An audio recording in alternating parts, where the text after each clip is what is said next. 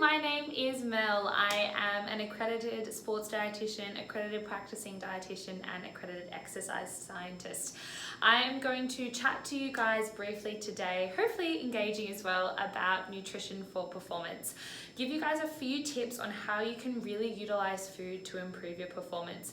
I've worked with a range of different athletes, and those who really succeed and get the edge over their competitors are those that take their nutrition seriously. The reason is because it can really help with increasing your performance during both training and also events. The other thing that food can help you do is recover properly. And it'll be very basic what you go through today, but if anyone here is looking for understanding a little bit more about how you can personalize your nutrition for trials, for game day, for training, just throughout the week to improve your cognition during your university or work, whatever it is you kind of need, that's where you really need to sit down and have that one-on-one assessment. So like I said, I'll keep it quick, I'll keep it engaging, and hopefully there's something that you guys can take out of what we do today. Behind me, I've got the Australian Guide to Healthy Eating, which is where I'll kind of utilize so you have some visuals to kind of get a bit of an understanding as to what it is we're talking about. But in general, I guess, like I said, we kind of have three key components that we're looking for when we're talking about improving your food for your performance. The first thing is we're looking at protein. The second thing is we're looking at carbohydrates. And the third thing is we're looking at our nutrients, so things like our vegetables. And we're going to go through each of those in a bit of detail, the foods you're kind of looking for, when they might be important around your training, and then how you can include them into your diet. And then we'll touch a little bit on hydration and how important that can be during training, and finish with a couple of pre and post training snack ideas. If there are any further questions, please feel free to come and see me at Healthfix, or flick through an email to mel@healthfix.com.au, and I'll be more than happy to try and answer your questions or organise a time to get you booked in to have a chat. So, starting with those three key components, the first one is proteins. Now, if we think about the types of foods that contain proteins, there's quite a few on this list. So we're thinking of our lean protein group, which is things like your fish, your chicken, your red meat, your tofu, things like your nuts and seeds and your legumes. And then you've also got the food group like dairy, so things like your milk, your cheese, and your yogurts. Other foods that might be included are things like your, like I said, your tofu, and then also your eggs as well. Now, when we think of this food group, the key thing that I want you guys to think of is protein is essential for recovery. So it's going to be important for you to definitely make sure you have it post-training. Protein is also important for you to have regularly throughout the day. One of the biggest mistakes that a lot of athletes make when they're thinking about protein is that they have minimal throughout the day and then this huge amount at dinner. And it's nowhere near as effective for your recovery. When you're exercising, your muscles sit like this, and basically when you do any form of exercise or training, your muscles tear. Then what happens is your body has to build back stronger to make sure that you then have that capacity to lift heavier. So then the next time you do the same exercise, they'll tear a little less, build back stronger, tear a little less, build back stronger, until eventually your muscle no longer tears. That means that you get fitter, faster, and stronger. Now, going for long periods of time without having protein, or not optimizing your protein around your training, can mean that those muscles stay torn for a longer period of time, so you don't adequately recover, which can obviously result in some negatives around performance and how hard you're able to push yourself in training sessions, and then also increase your risk of injury in certain situations. So if you think to the Australian Guide to Healthy Eating, it's kind of these two lower food groups down here. That's protein. Regular throughout the day, it's super important, and then always after exercise. Next group is carbohydrates. So when we think of good quality carbohydrates, we're thinking of our grain group. So things like your rice, pasta, couscous, quinoa, noodles, breads, in particular your multi-grain breads. Cereals as well, so things like wheat bix and oats. And then there's four main vegetables that I like people to think of, which is your potato, sweet potato, pumpkin, and corn. All of those foods are going to be our main carbohydrate group. So when we're looking at the Australian Guide to Healthy Eating, we're looking at this, and then we're looking at those vegetables that come in this food group as well. The other group that contains carbohydrates is our fruit. So fruit is another source of carbohydrates, which is why it's so sweet, because it's got the sugar in it. So the role of carbohydrates is to provide our body with energy. Now, As a result, it's something that's going to be super important for us to have pre-training, but it's also important for us to understand that we may need to periodize our carbohydrate intake based on how much energy you're using. So if you're going to be training for a marathon versus training for a sprint and your training levels are different, that's where you can really work to personalize how much it is that your body requires. The carbohydrate intake that you have on a day-to-day basis might also differ to what it is you're going to be having on a performance basis. So if you're going to play soccer or run a marathon or do an Ironman or a triathlon, or you've got like a rugby sevens tournament where you're playing throughout the day, your types of carbohydrates that you're having might adjust to be more higher GI and lower in fiber. So they might be more of your processed carbohydrates, things like your pikelets with jam and honey, things like raisin toast, which we wouldn't want to encourage you to have from a nutritional perspective on a day-to-day basis. On a day-to-day basis, you're looking at more your whole grains. Hopefully that makes sense. But again, if you're looking at how you can really optimize your performance, that's where working with a qualified professional can really look at your specific situation and adjust and tweak the way that you need to. So, protein we've got is our recovery, essential post-training, but regularly throughout the day is very important. Carbohydrates is our energy source, essential to have pre-training, but also very important to have regularly throughout the day so that you don't have highs and lows in your blood sugar levels. Great. Our third component, which is the big one on here, is our vegetables. And vegetables are the key to majority of my athletes' success. Vegetables are the thing that will enable you to unlock your potential. They basically enable you to effectively access and utilize carbohydrates and proteins. So, what do I mean by that? I'm going to have a bit of a science nerd moment here, but hopefully this visual helps you understand. Basically, we have hundreds and thousands of chemical reactions that are happening every minute, every second, every hour, and our body is doing all of that without us even noticing. From a food perspective, we take proteins and carbohydrates, we break them down in our body, and then we send them off to where they need to go. So take them, break them down, send them off to where they need to go. Now, vegetables contain vitamins and minerals that enable that reaction to happen effectively. So without them, you're tired and sluggish and struggling to get through the day. Everything feels hard. When you're training, it's hard. Your legs feel heavy. When you're trying to recover, your body's going, oh, this is so tiring and hard to do. Then all of a sudden, when you load up your diet with lots of vegetables and you become more effective, you become more efficient. Your body all of a sudden is able to make you think faster, react faster, and also recover and utilize energy better. Sounds pretty good, doesn't it? Well, 5% of the Australian population are getting the required amount of vegetables that they need on a day-to-day basis. And I guarantee you that athletes are not the group that are sitting there doing that. I work with a lot of elite sportsmen and I know that this is not their priority. Their priority is recovery, their priority is energy. They're not thinking about the thing that actually helps them utilize both of those. So if you're looking to get some free speed or some free power or some free energy, start to add some more vegetables to your diet. What do we need, or how much veggies am I talking about? Well, again, it depends on your gender. We need 5 serves if we're a female and 6 serves if we're a male.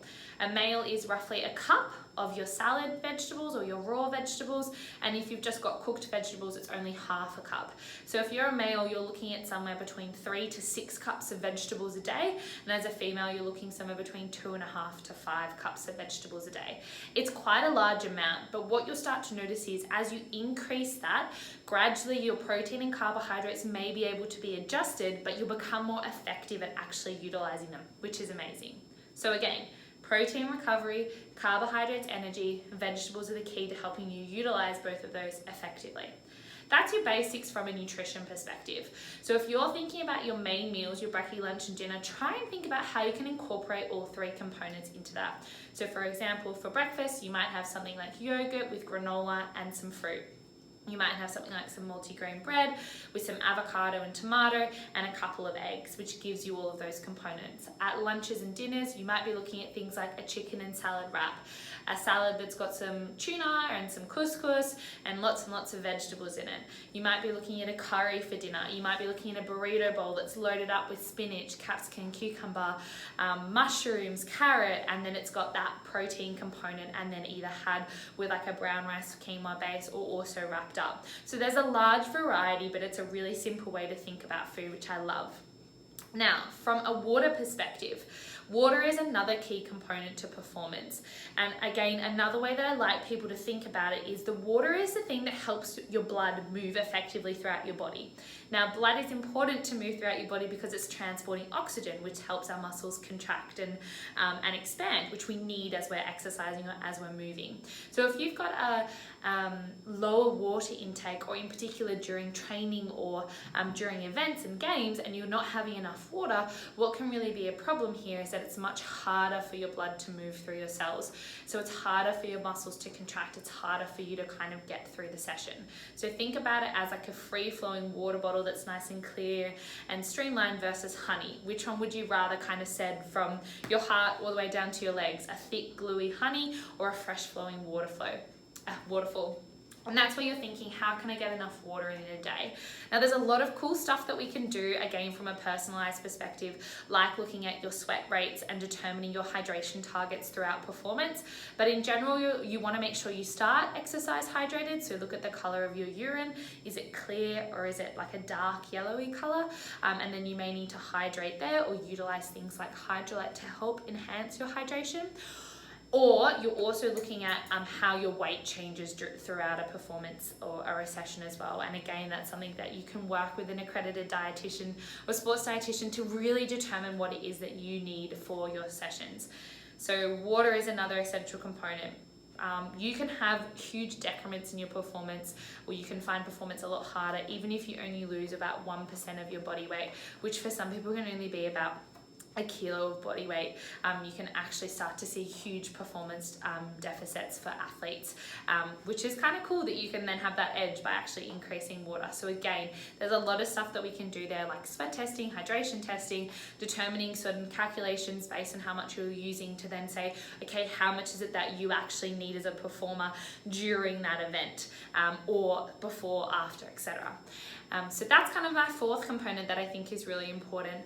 Supplements are another key thing that I get asked a lot about from a sporting perspective, and in general, it depends on the athlete, but I try to utilize food first. If you don't have a healthy, balanced diet, it doesn't matter how many supplements you're taking, you're just not going to get those performance improvements. Form the foundations of your diet really, really, really good, and then work with someone to really optimize your supplement intake, whether that's from an injury perspective, from an ergogenic aid perspective, so things like caffeine, how can you utilize that? Or even just to help complement your training, so things like glucose gels or protein powders to actually really help you from a macronutrient perspective. So there's kind of like a range of supplements that you can utilize there as well. Again, things like your BCAAs, your creatine, there's a right way to take it and then there's just taking it. So if you're interested in learning a bit more about that, booking a session, I'd love to have a chat with you about that as well. So I'll try and keep this a little bit shorter, but I'm now going to have a quick chat about snacks. So again, a lot of people want to know, what should I eat before training? What am I aiming for after training? And take it back to those principles we've already spoken about. Before training, you really want to make sure that you've got lots of energy in your system. So you're going to be reaching for more carbohydrate-based snacks. So things like a sandwich or a piece of bread. Or things like a muesli bar that's based off oats, because it's going to have that carbohydrate.